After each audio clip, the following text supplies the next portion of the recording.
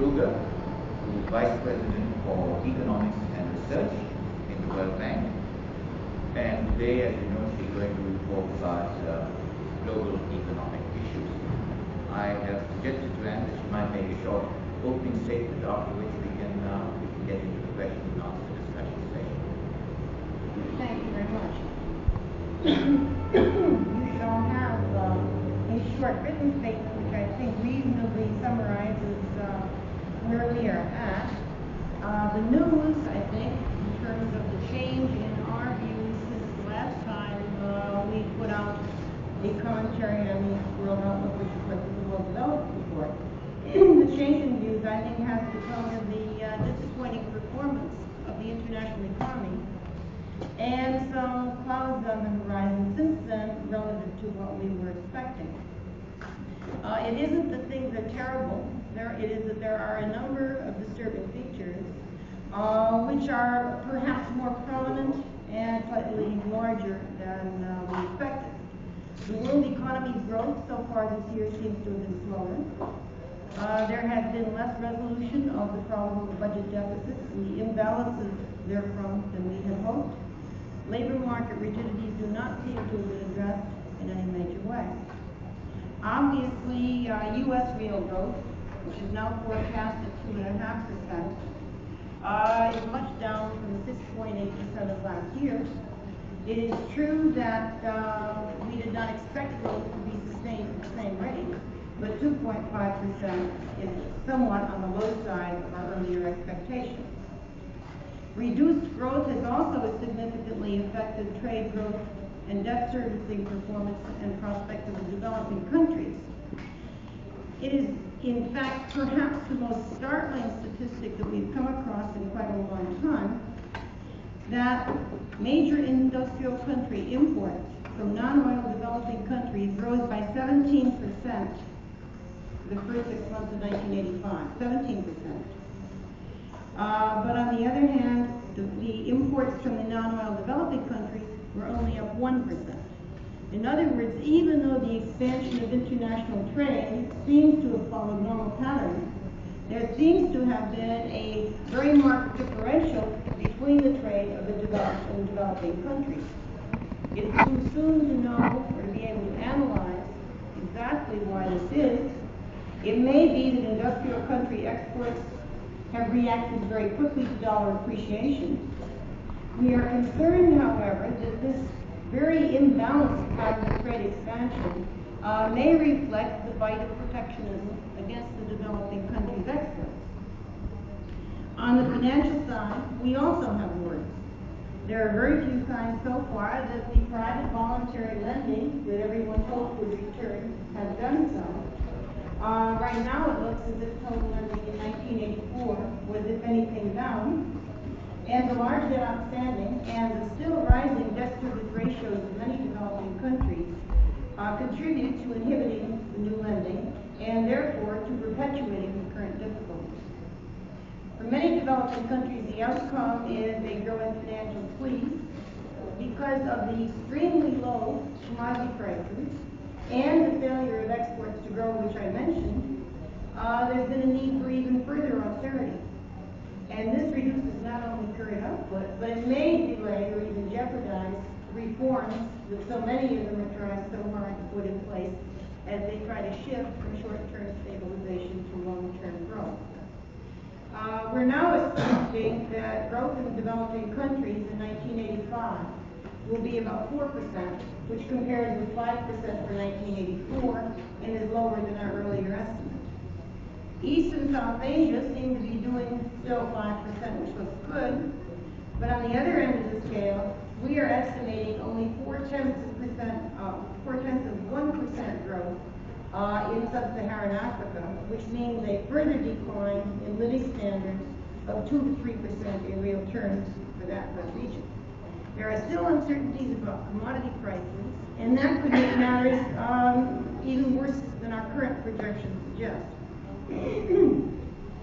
All of these prospects make us worry increasingly about the debt problem. We suspect that it is a longer-term problem than we earlier thought. and the need for negotiated external financing packages, we think, is likely to continue for the foreseeable future. We also are looking again, as I think everyone else is, at the external debt problems of the developing countries, and seeing and continue to believe that some additional forms of refinancing may be necessary. There have been some countries the situation has vastly improved. There have been some successes in negotiation of rescheduling arrangements with some middle-income debtors. A critical ingredient in a number of these has been some degree of innovative new involvement on the part of the international institutions. Chile's $6 billion rescheduling, covering all loans due to an end of 1987, is an important example. In this case, new financing of close to $1.1 billion was facilitated by World Bank co-financing, which involved guarantees for the later maturities of the loans. Other examples of this kind of innovative financing include Uruguay, which also involved World Bank co-financing, and Costa Rica, which included an IMF program and a World Bank structural adjustment loan. As we repeatedly stressed, and don't know how to say strongly enough, debt, trade, finance, and growth are all intricately linked. To address their debt problems, stimulate growth, and finance needed capital imports, developing countries must be able to increase their overall export earnings.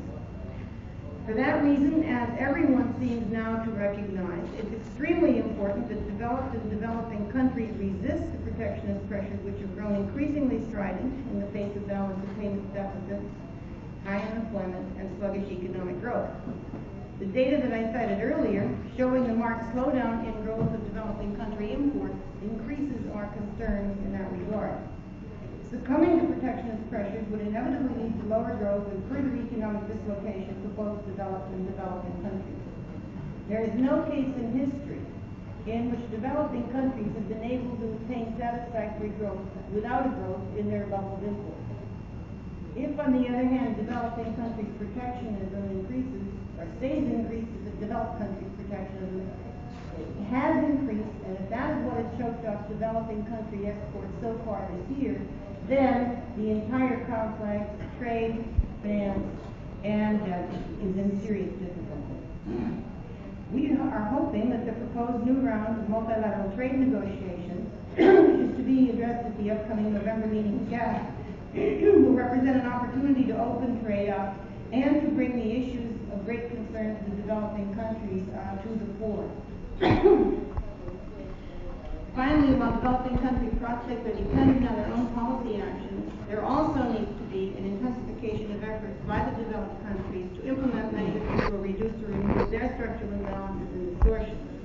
The longer these remain, and they have remained so far, the more clouded the economic prospects become, and the higher the probability that the adjustments will prove more difficult and more crisis-prone. Thank you very much.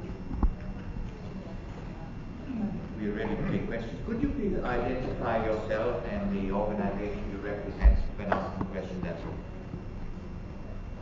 Yes. With this kind of depressing scenario, Mrs. Kruger, that you have... Well, I think several things are going on simultaneously. First, there has been this disappointing first half of 1985 performance with some of these alarming features that I noted. But on the other hand, and in contrast to that, we believe that this year's annual meetings have represented more of a consensus in terms of a recognition of the problem, and more of an agreement that there has to be concerted cooperation on the part of all countries in meeting these problems than has happened before.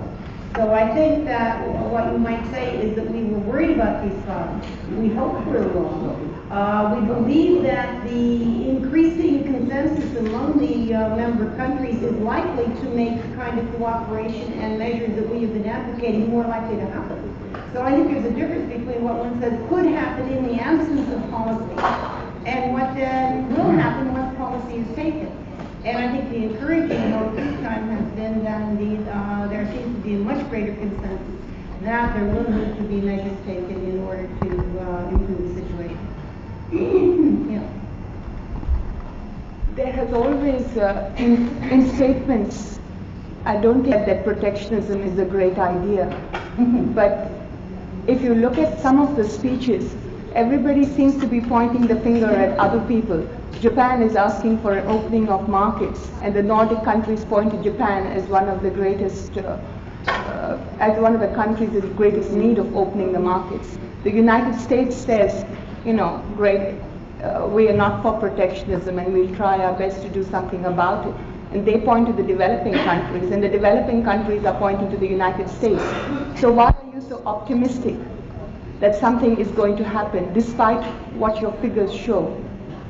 Well, remember that we did have, first off, we have had a healthy year and a half of growth, so, and we have had a resumption of positive per capita income growth in the developing countries.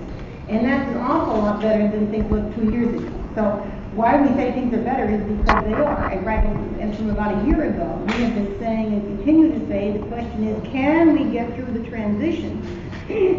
First, there was, if you like, the crisis stage. Now we're in transition. How do we get through that and back to a resumption of normal growth? And the questions we're pinpointing are questions with regard to that.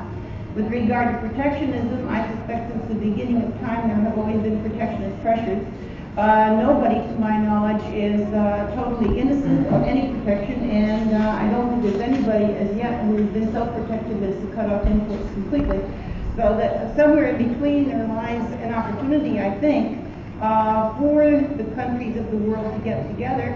Each one alone seems unwilling to reduce this barrier, though I must say some developing countries have been doing quite well. There does seem to be, I think, increased consensus on the urgency of the new round. As I listened to the minister's statements and the ones that I was unable to attend, there was a stronger recognition and a more concerted recognition of the need for a new round. And while it's true that everyone points the finger at someone else, there was also much more indicated willingness to have a new round of trade negotiations. And if the discussion can shift from whether to have a new round to what the modalities of that new round would be to achieve maximum benefits, I think that would be a major step forward.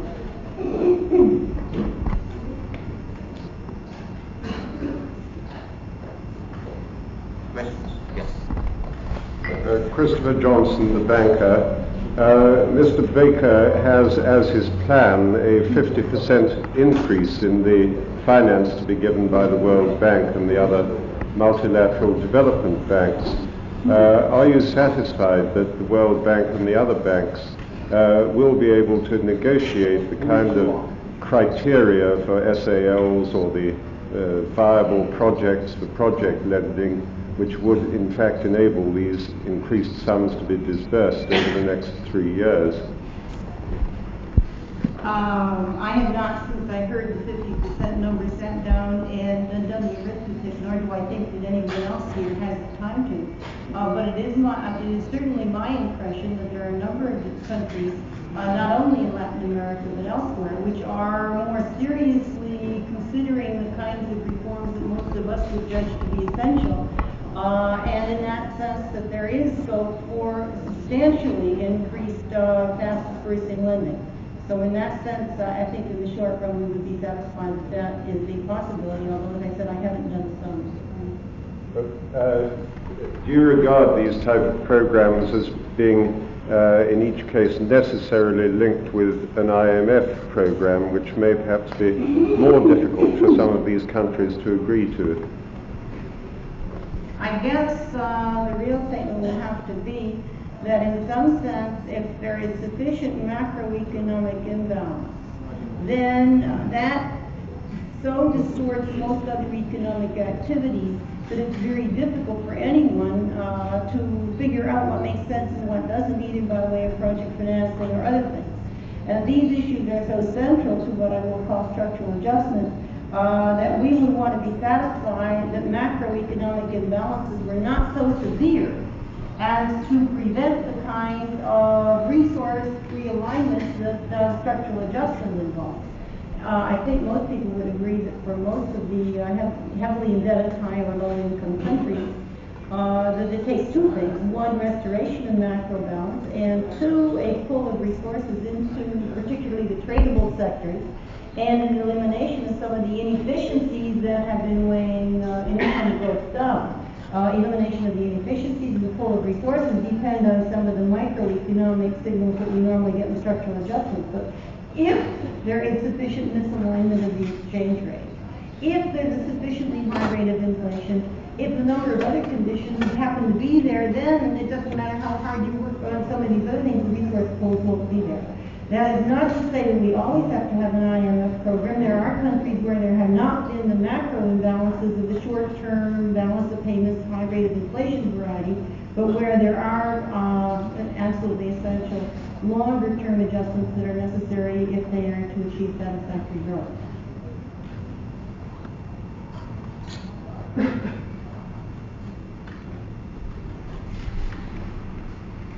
Yes.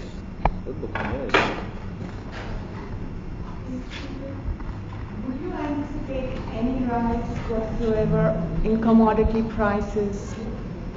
Because I know you said that it is too early to analyze why commodity prices did not go up with the recovery last year.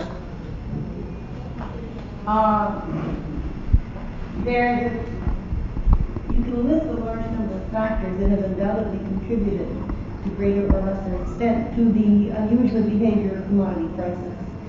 Some of these are ones we call small factors, such as better inventory control, substitutions of lighter weight metals for heavier weight, increased importance of less materials dependent industries in the recovery of services, less manufacturing, and so on. It's also true that there are some other factors, such as reduced inflationary expectations that occurred. It's also true that the appreciation of the dollar was an important factor.